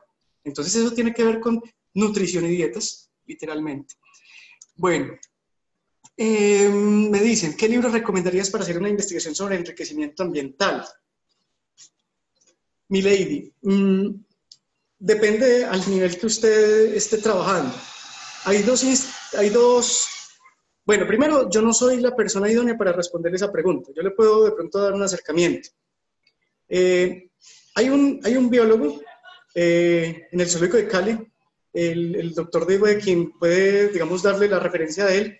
Él en estos últimos años ha venido trabajando con un equipo de trabajo muy bonito, de biólogos. Y ellos tienen unos programas de enriquecimiento ambiental del zoológico de Cali impecables. Entonces creo que esa es una pregunta que le deberíamos hacer mejor digamos, al equipo de trabajo del zoológico de Cali, porque realmente hasta el punto de darte como la referencia exacta, no. Sí que quiero que mires dos cosas. Hay unos textos que se llaman el Shape of Enrichment. Shape of Enrichment son unos textos muy lindos que incluso los mismos cuidadores de zoológicos redactan en zoológicos internacionales. Yo no sé si aquí en Colombia algún cuidador haya redactado algún texto, tal vez sí, pero no lo conozco. Y lo otro es que los brasileros tienen digamos, como etólogos de fauna silvestre, y ellos hacen congresos todos los años. Hace 2 años hubo un congreso en Ouro Preto muy lindo y ellos trabajan mucho con eso. Ellos trabajan con etología, con comportamiento, trabajan muy duro eso. Pero realmente, mi lady, no le puedo contestar la pregunta porque no sabría cómo. O sea, no le puedo contestar, sino hasta ahí. Bueno, hay producción de chigüiros, de mariposas. María José Guzmán, sí, hay producción de chigüiros de mariposas. La universidad por permitir. Gracias, Héctor. Excelente conferencia. Gracias, Juan Sebastián. Listo. Gracias, Diego Soler. Un abrazo para todos, para usted y para todos los estudiantes allá en Bogotá, hermano. Julián Obando. A mi primo, Juan Valencia. Saludos, primo. Bueno, no, ya los otros son... bueno, miren, acá hay otra pregunta. ¿Qué materias del pensum se acercan a fauna silvestre en el Lasallista Caldas? Bueno, Lasallista Caldas tiene 2 materias de fauna silvestre. Una se llama medicina de fauna silvestre y otra se llama rehabilitación de fauna silvestre. Las 2 materias las doy yo. Pero como yo soy profesor también de inmunología y de microbiología, pues yo les digo a los estudiantes desde la primera clase que muchos de los ejemplos que yo doy son enfocados a lo que yo he visto y a lo que he estudiado en el ámbito de la microbiología y la inmunología de fauna silvestre. Entonces quizá sean 4 materias que estén en la Universidad de Lasallista en Caldas. Bueno, pero yo sé, por ejemplo, que en Montreal dan medicina de fauna, dan también creo que hay diplomado de medicina de fauna silvestre. En la Universidad de Antioquia hay la doctora Choperena, tiene un equipo de trabajo, pues allá hay varios profesores de cátedra y está la profesora, allá hay varios profesores de medicina de fauna silvestre, la doctora Ceballos, la doctora Choperena, y ellos, el doctor Juan Ochoa, ellos, digamos, tienen un módulo, sobre todo al final de los semestres. Eso es más o menos lo que entiendo yo, un módulo muy interesante, pues, y ellos tienen, digamos, una fortaleza que reciben, digamos, la experiencia de 3 profesionales diferentes o más, porque ahí también está la doctora Ceballos. En el caso de lasallista, pues, digamos, algunas veces incluso yo les digo a los estudiantes de mis semilleros que dejen un poquito la endogamia, que traten de mirar otras charlas de otras personas porque se quedan de pronto con lo que yo les digo y eso tampoco es bueno. También es bueno que exploren, que busquen, que miren otro tipo de criterios porque eso es lo que fortalece el criterio de uno como médico veterinario. Pero no, lasallista, ojalá pues Daniel termine pasando papeles allá. En realidad digamos, la fauna silvestre, pues yo trato de hacerla de una forma muy bonita y hacemos unas salidas de campo nacionales muy bonitas también, cuando podíamos. No sé en este momento cómo va a suceder de aquí en adelante. Bueno, zootecnia, ¿se puede trabajar con fauna silvestre en la parte de zoocría? Yo diría que sí, Caterín, pero hay que irse metiendo en algunas cosas. Pero yo diría que sí. La Universidad Nacional de Medellín ha hecho algunos trabajos con eso. La Universidad de Sucre ha hecho algunos trabajos con eso. Usted me animó a realizar mi pasantía en el Zoológico de París. Ah, bueno, Mariana, qué bueno que esté por allá. Un abrazo para usted. Mariana Moreno dice que está en pasantía en París, que me gusta mucho que esté por allá. Reptiles referente a estudios. A ver, ¿qué tan desarrollado está el tema de reptiles en Colombia? Daniela, el desarrollo de reptiles desde mi punto de vista en el ámbito biológico, digamos, la biología de reptiles hay un fuerte empujón, hay muchos equipos que trabajan con reptiles, EAFID, Universidad de Antioquia, Universidad Nacional, ¿no? Hay mucha gente que trabaja con reptiles, pero en el ámbito de la medicina de reptiles, no, Daniel, eso sí está en pañales, eso está totalmente en pañales, totalmente. O sea, por ejemplo, yo sé que aquí en Colombia los reptiles son ampliamente reportado un parásito que se llama la hemogregarina, es un piroplasma, y resulta que no hay ningún artículo que suscite una publicación que diga aquí en Colombia cuál es la prevalencia, la incidencia de ese protozoo que casi que está en todas las muestras de sangre de serpientes. A eso me refiero. Entonces, no, realmente el cuento del desarrollo de la medicina de reptiles en el país está totalmente en pañales. Hay gente que está aprendiendo mucho, sobre todo los nuevos veterinarios, está aprendiendo mucho de medicina de reptiles, ¿cierto? Sobre todo de geckos, de reptiles exóticos. Bueno, fauna silvestre en Colombia, Fabián Rosas, no es, sí, espere, no. Hay diplomados en fauna silvestre y hay maestrías en manejo de conservación de fauna silvestre. Hay una maestría en el CES, hay una maestría creo que en la Universidad Nacional de Bogotá, hay una maestría en Costa Rica, hay una estudiante de Medellín, pero ella estudió en Costa Rica manejo de conservación. En Brasil, digamos, sí hay maestrías, por ejemplo, en ciencias veterinarias, y está muy enfocado a la medicina de fauna. En Chile hay un doctorado en medicina de la conservación, en la Universidad Andrés Bello. Pero aquí en Colombia, lastimosamente, no. Todavía, digamos, cuando yo estudié el doctorado, yo trabajé mucho con Ehrlichia y trabajé mucho con capibaras, con chigüiros que no tiene que ver con mi tesis, sino de un megaproyecto del doctorado. Realmente, digamos que no, hay mucho, pues falta mucha información. El doctorado entonces lo hice yo, pero insisto, muchas de las cosas que yo hacía trataba también como de meterlas al estudio de la fauna silvestre. Y en estas maestrías usted lo pueden enfocar en una línea, ¿cierto? No es una camisa de fuerza y no significa que usted no se va a terminar especializando en fauna silvestre. Usted hace un posgrado, por ejemplo, en maestría en ciencias veterinarias o en ciencias animales, pero usted puede trabajar con fauna silvestre perfectamente. Si hay un tutor, pues, que lo asesore. Stephanie, que si la charla va a quedar en YouTube, no sé. Ahorita le preguntamos a Daniela, que es la que, no sé, pero supongo que sí, o por lo menos creo que en la página de la universidad va a quedar montada. Seguramente sí. Bueno, el papel de nosotros los veteranos que dedicamos a fauna silvestre en lo legal, es verdad. También, Heisler, un abrazo, hermano, en Cartagena. Un abrazo a usted, hermano. Heisler fue un estudiante mío y trabajó con WCD hace un tiempo, David Heisler. Muy curioso, muy buen trabajador. Un abrazo, hermano. ¿Tienes conocimiento de neonatología en fauna silvestre, Caterín? No tengo el conocimiento en una especialización en neonatología en fauna silvestre, pero sí tengo el conocimiento de un experto en neonatología y de pediatría. Caterín, Delio Orjuela es un experto en pediatría de fauna silvestre. Entonces, si quieres de pronto mayores conocimientos en esa área del conocimiento en fauna, pues por el interno o si quieres ahorita con los organizadores, buscamos y hacemos el puente con el doctor Delio Orjuela para que podamos hablar de eso. Bueno. El Urbaco Atlántico, gracias Laura Rosales, un abrazo para usted. Bueno, buenas tardes, quiero investigación de fauna, ¿cuál sería el mejor camino para iniciar? Usted es egresado a otra área, perdón, quiere entrar en el área de investigación. Claudia, el mejor camino para comenzar es irse metiendo, mire, la medicina en Colombia de fauna silvestre tiene un problema, y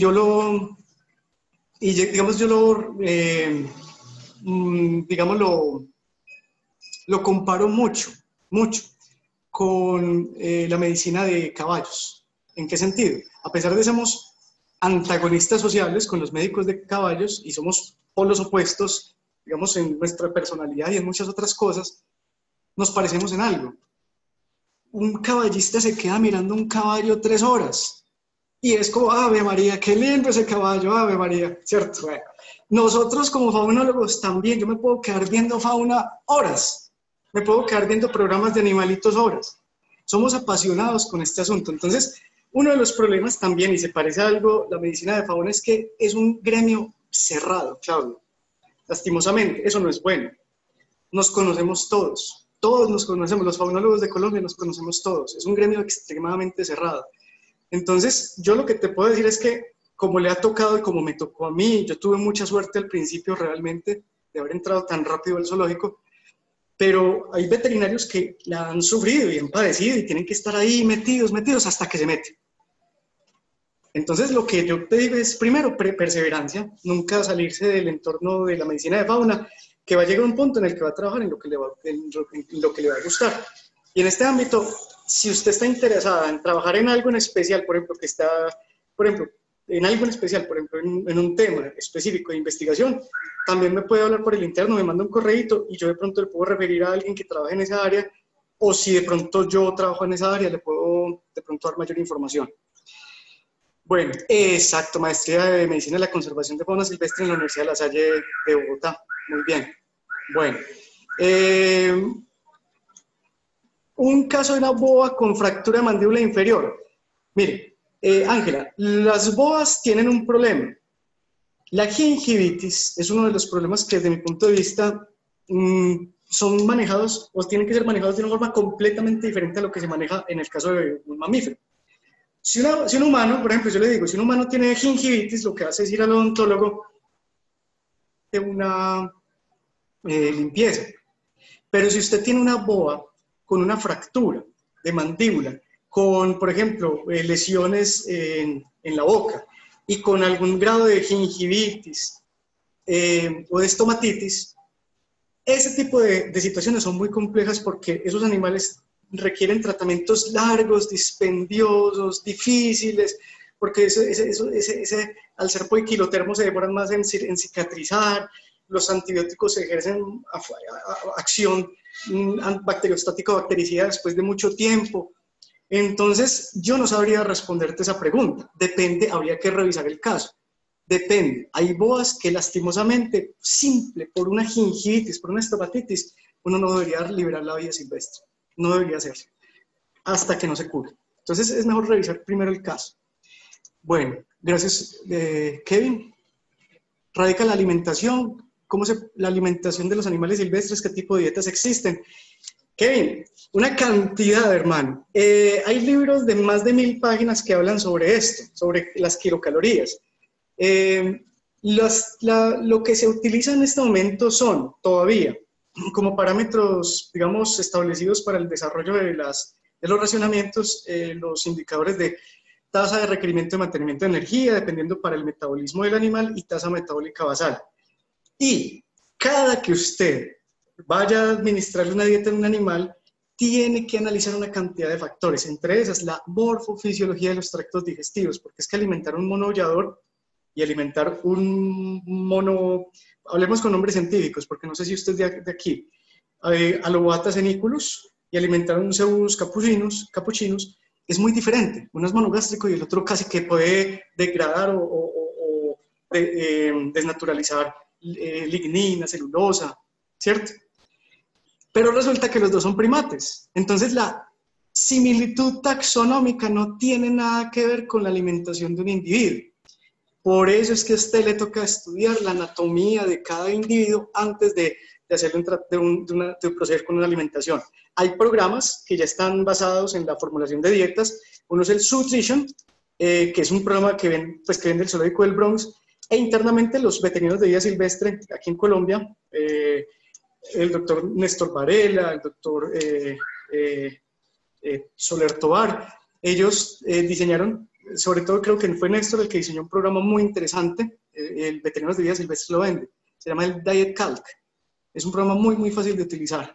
Bueno, entonces yo creo, Kevin, que mejor para responderte la pregunta de la alimentación, deberías tratar de buscar un curso. Hay cursos, hay congresos, simposios que fortalecen de pronto los conocimientos en este ámbito.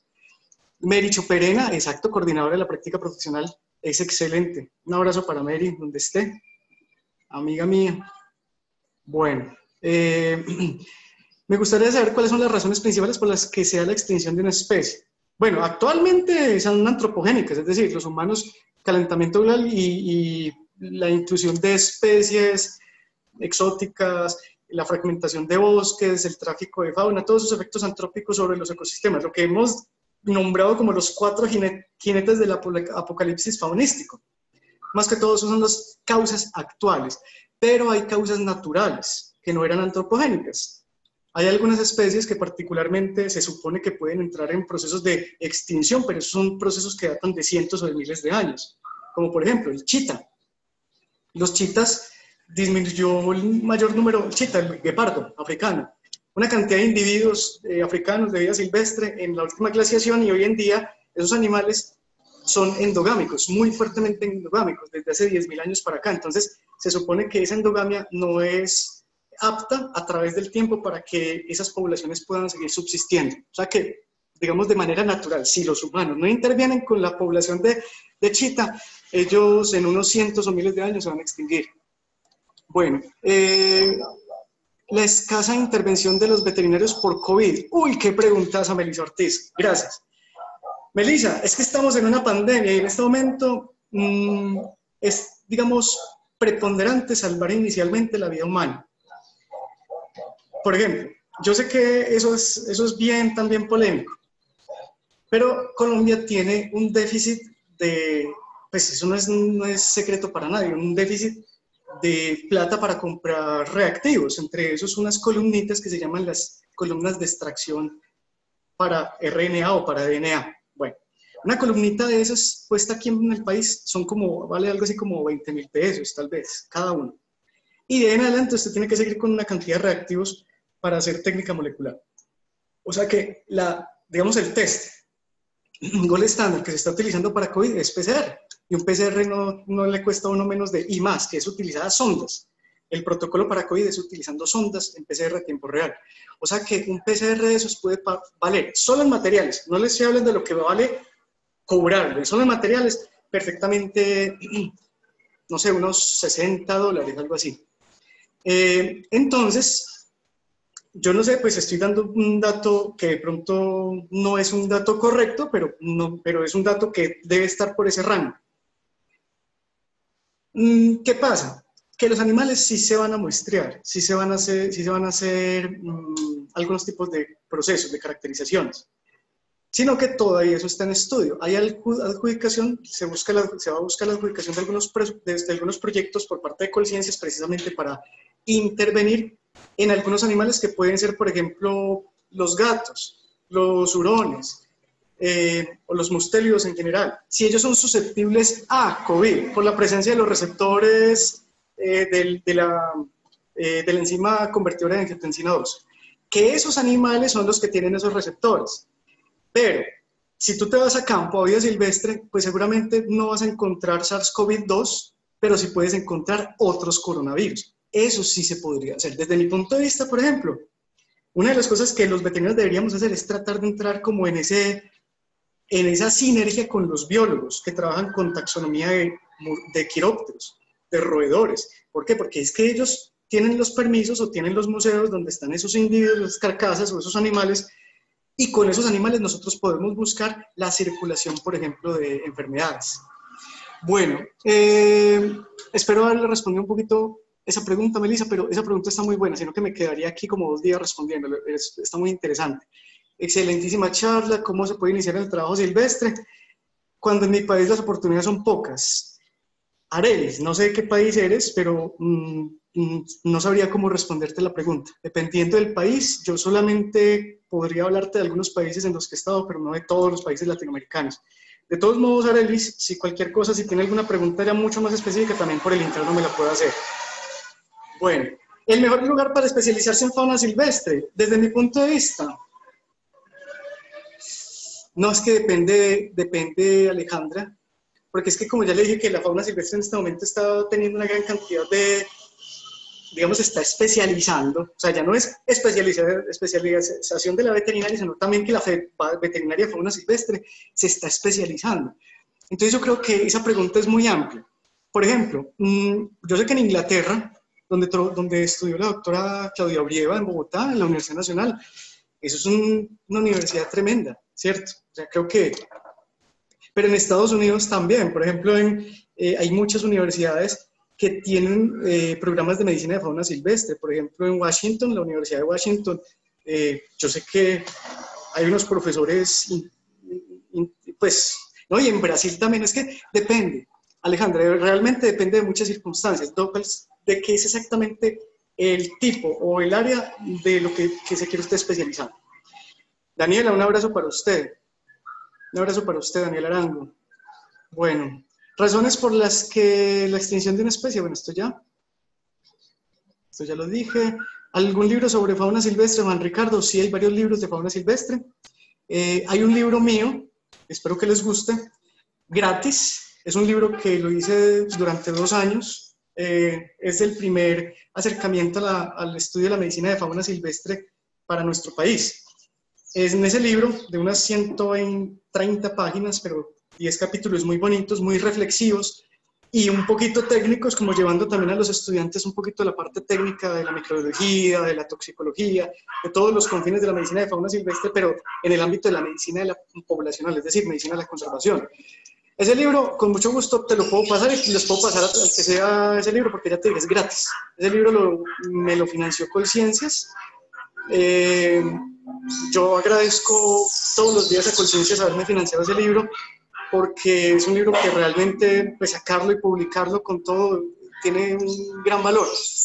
Entonces, realmente me siento muy afortunado que tanta gente lo haya descargado. Es un libro que ha sido ampliamente descargado por mucha gente. Y hay muchos otros libros, pero digamos que todavía casi todos los libros que hay en español, digamos, de calidad, son libros mexicanos o son libros españoles, pero colombianos en realidad hay muy pocos. Hay un libro que sacó Cunaguaro, hay un libro que sacó Choperena sobre medicina de fauna, Choperena y Ceballos, sobre, digamos, urgencias o emergencias en fauna silvestre. Un libro que sacó el doctor Delio Orjuela hace muchos años sobre el manejo de la fauna silvestre en condiciones de Colombia, ¿cierto? Es un libro también muy, muy bonito, sobre todo para el que se está iniciando en este tipo de proceso. Entonces, digamos que ya estamos empezando a redactar cositas, pero todavía estamos, creo que empezando. En nuestro país estamos empezando en este asunto. Bueno, Juan Sebastián, rehabilitación de... ok, de aves, sí. Universidad de Amazonía, Caquetá, existe un lugar de paso, muy bien, sí, no lo conozco. ¿Cómo mejorar la formulación de dietas para en estos casos donde exámenes de distintos animales se van volviendo diabéticos? María José, habría que estudiar caso por caso, es que cada caso es un mundo bien particular, pero lo que yo te decía, lo primero es buscar, por ejemplo, algunos cursos que lo vaya metiendo uno un poquito en ese asunto. Si hay problemas nutricionales, yo también les digo, si tienen problemas específicos nutricionales, hay una red de veterinarios latinoamericanos que se llama LatinVets. LatinVets, ustedes pueden hacer preguntas a todos los veterinarios de fauna silvestre de Latinoamérica y ellos pueden, de pronto, el que tenga la experiencia en un animal, en una dieta en particular, te puede dar la respuesta. Exacto, el Fowler Zoo and Wild Animal Medicine, el libro de Fowler. ¿Qué hay detrás del reciente aumento en el tráfico de fauna silvestre? Giselle, ¿en qué país? No sé, de pronto aquí en Colombia, bueno, siempre ha existido tráfico. Yo no sé si de pronto hay mayores indicadores de tráfico. Realmente en este momento desconocería el asunto. Pero no sé si por pandemia, por ejemplo, como yo estoy en una ciudad, no sé si en regiones, digamos, apartadas, se ha aumentado o se ha extendido el tráfico. La verdad es que no lo sé. No sabría decirte, Giselle. Y si es así, pues tendría que ser por ejemplo, en esas regiones, en este momento, por cuestiones de pandemia, me imagino que sería por subsistencia, no sé. Pero Giselle, de pronto mi respuesta se queda muy corta en lo que te pueda responder. Esa pregunta también se la podríamos hacer a alguien que trabaje en este momento en el gobierno. Por ejemplo, a Luz Garay. No sé si Luz Garay está por ahí. Un abrazo a Luz Garay, de todo el equipo del CAB, del CES y de Corantioquia. Todo su equipo de trabajo. Bueno, y a la gente del Zoológico de Medellín también, un abrazo para todos. Espero que no la estén pasando mal.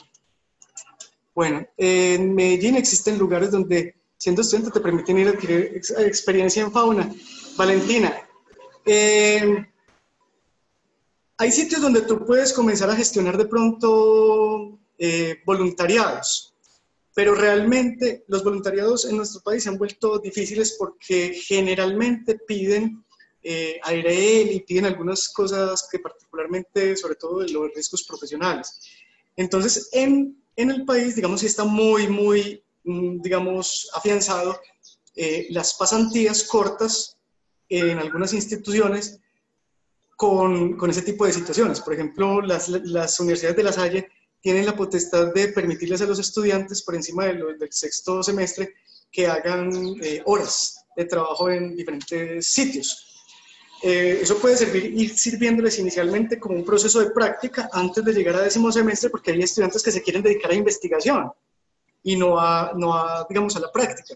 Entonces, no se terminan dedicando a una de las dos y querían dedicarse a las dos, a eso me refiero. Sí hay posibilidades, pero aquí en Medellín tendríamos que revisar, tendríamos que hablar, porque es que de pronto tendría que ser no como voluntario, sino como pasante o como pasante corto, ¿cierto? Una pasantía corta. Bueno, Claudia Medina, tardes van a la recomendación de pasantía internada en primates no humanos en América. Esa pregunta está muy buena. Una pasantía de primates en América. Y en África, sí. En África, Claudia, podríamos hablar con Andrea. Ella trabaja con chimpancés. Y pues esa pregunta es para un primatólogo, Claudia. En América, en primates. Hay un grupo de Guatemala que viene trabajando muy, muy fuerte en ese asunto, y en Brasil también trabajan un poquito fuerte en ese asunto. Pero realmente también puedo estar quedándome corto en la respuesta. Ahora, si quieres hacer una pasantía en África, pues yo puedo hacerte el puente con Andrea, ¿cierto? Vamos a ver cómo nos va. Bueno, Jonathan, de habilidad en fauna marina para médicos veterinarios. Jonathan, yo creo que sí. Ahorita hay gente que ya comenzó a trabajar con medicina de fauna marina, antes no, pero por ejemplo, hay una estudiante de la Universidad de Córdoba, Leslie Cabrias. Ella está ahorita en Costa Rica trabajando en un centro de manatís, si no estoy mal. No sé si solo sea de manatís, de pronto es también de cetáceos, pero ella trabaja mucho con manatís. Yo tuve la posibilidad de evaluar su tesis, una tesis hermosísima sobre algunos parámetros químicos de la orina de manatís. Y es muy interesante, ¿cierto? Es que mire que, es decir, los parámetros de orina se conocen en perros perfectamente. Pues cualquier chandoso uno le saca muestra de orina, pero un manatí no. Eso tiene un trabajo ni el berraco. Entonces, hay personas que ya están trabajando con eso.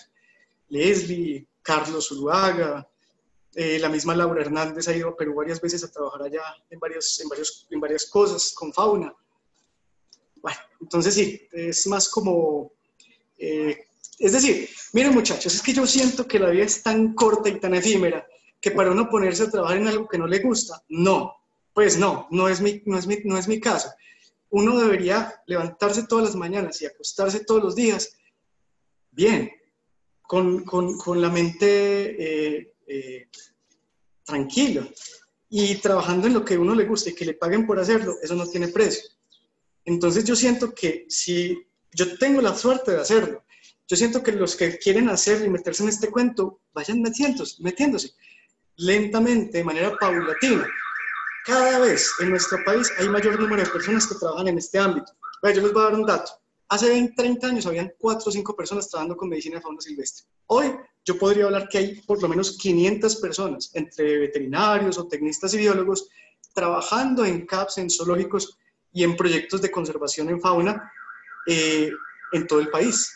Entonces sí, ha venido cambiando y seguramente en los próximos 20 años va a venir cambiando mucho más, porque ahora, y más con este cuento de la pandemia, definitivamente si la sociedad no cambia en pro del beneficio de las áreas silvestres, pues yo no sé qué futuro le depara a nuestra especie como tal en este planeta. Bueno, se podría enviar un proyecto a la CAR, Catherine, para hablar sobre buena tenencia de citácidos. Catherine, yo creo que eso tiene que ver con, primero, debería salir de parte de alguna reunión, por ejemplo. O sea, yo aquí les estoy dando algo que yo hablo todos los días con veterinarios y con mis propios estudiantes de los semilleros. Yo no estoy a favor, qué pena, y yo sé que de pronto eso puede sonar para algunos de ustedes feo, pero yo no estoy a favor del decomiso de las loras, porque es que las loras sufren mucho cuando son decomisadas, sobre todo loras que lleven mucho tiempo en un espacio, en un confín, por ejemplo, en una casa. Yo sé que hay gente que no está de acuerdo con eso, conmigo, pero la ley en Colombia dice que las loras es fauna silvestre y que lastimosamente al ser fauna silvestre, pues hace parte, o debería ser administrado por las entidades gubernamentales. son patrimonio nacional. Entonces, digamos que de esto hay que sacar un muy buen debate, hacer un debate muy intenso, muy extenso, y debería salir una propuesta si es el caso, ¿cierto? Porque de pronto es solo una idea mía, de pronto soy yo el equivocado. Yo me equivoco en muchas cosas en la vida, me he equivocado. Entonces, Caterina, es simplemente un planteamiento que yo tengo. En realidad, es algo muy personal. Bueno, ¿qué tan posible es trabajar con fauna para el recién egresado, Norman? Ya lo contesté, en Colombia pues sigue siendo difícil para cualquier veterinario, pero y en fauna también. Pero los estudiantes que yo llamo estrellas, que se meten en el cuento de la fauna, todos los que yo tengo que les ha gustado el cuento de la fauna terminan trabajando con fauna silvestre, ¿cierto?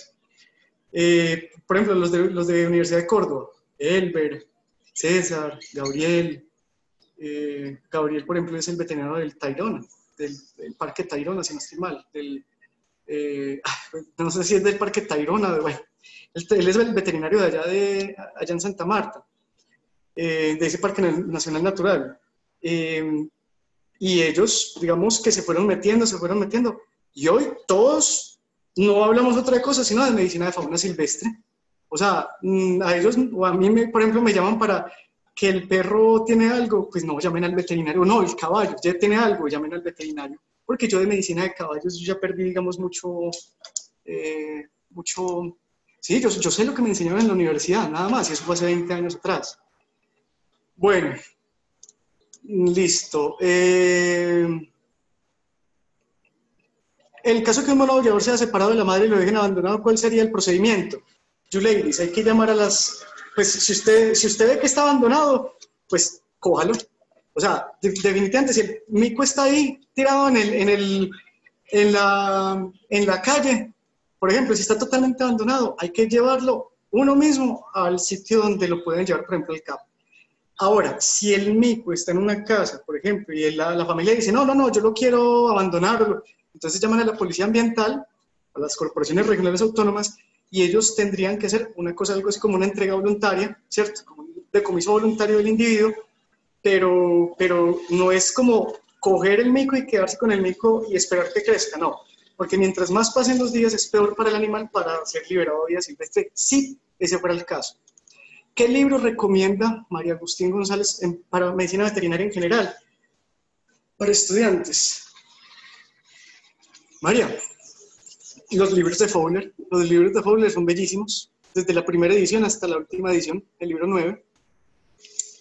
¿Conoce algún proyecto que sale en Boyacá? Juan, no conozco todavía un proyecto de fauna que se trabaja en Boyacá, pero tendría que revisar. Es que yo he trabajado muy cerquita, que es de pronto algo en Bogotá y en el... pero no, en Boyacá no sabría decirles. Bueno, un libro de etología, Natalia Ordóñez, no tengo idea tampoco. Eso es una pregunta que le pueden hacer, como les dije al doctor Dave Wedekind en el Zoológico de Cali. No sabría decirles en este momento cuál sería un libro muy bueno de etología de fauna silvestre. Bueno, voluntariados, ya hablé de voluntariados, noveno semestre. Medicina de reptiles, sí. Laxmi, el libro de medicina de reptiles, el de Altman, si no estoy mal. Ya les digo cómo se llama ese libro. El libro de reptiles, perdón, el doctor Javier Nevares, que trabaja en una universidad en Virginia, desde mi punto de vista, es una de las personas más capacitadas en el ámbito de la medicina de fauna silvestre de reptiles, es tremendo. Y el libro de reptiles, ay, no me acuerdo cómo se llama, no me acuerdo el autor, es el de, bueno, si quiere, ahorita buscamos y por el interno, volvemos entonces a revisar cuál es el mejor libro de reptiles. Yo incluso lo debo tener por acá. Bueno, volvemos a la reunión, los participantes. Creo que se me perdió el chat. Qué pena, muchachos. Espera un momento que se me perdió el chat. Qué pena con ustedes, igual ya iba a terminar las preguntas. Esta charla está un poquito extensa. Qué pena con ustedes, muchachos. Ya íbamos igual a terminar. Momento. No tengo idea dónde está el chat. A ver, mi chat. Aquí está, listo. Perdón, ya. Parque Tayrona, sí. Bueno, Gabriel, Laura, un abrazo para ustedes. Bueno, Natalia Acevedo. Ah, bueno, disculpa, Ana Isabel. Ya tenemos que ir finalizando, disculpen. Listo, ¿en qué universidad es en Medellín? Carrera veterinaria, hacen profundización en fauna. Uy, no, Ana Isabel, no me ponga a responder esa pregunta. Por el interno se la respondo. Pero no, obviamente lasallista. Ana Isabel, lasallista, pues no, qué pena, pues yo trato, o sea, si usted va a estudiar en lasallista, yo como profesor me encargaré de tratar de darle las mejores herramientas. Haré lo mejor para que quede bien estudiadita. Bueno, un veterinario cómo se especializa, ya hablé de eso. Bueno, muchachos, creo que ya creo que traté de responder el mayor número de preguntas que vi así por encima. Ya me están pidiendo entonces que... Eso, el Medicine Reptile and Surgery. Gracias, Rocío. Gracias, de madre. Ay, gracias, Rocío Merisofi. Rocío, un abrazo para usted. Bueno, muchachos, tengo que cancelar ya, tengo que colgar. Ya llevamos 2 horas y esto queda grabado, esto tiene que quedar colgado en la página de la universidad también. De verdad que muchísimas gracias. Para mí es un placer y haber hecho esta charla como tan vivencial. Pues de verdad que me siento muy orgulloso y no tengo palabras para describir lo que siento cada vez que simplemente digo lo que yo sé, ¿cierto? Y lo que soy. Entonces, espero verlos pronto, espero verlos en una próxima actividad. Lasallista sigue con una serie de webinars durante la próxima semana y espero que les guste mucho todo este tipo de charlas, de verdad que sí, espero que les guste mucho. Bueno, entonces muchísimas gracias a todos de verdad.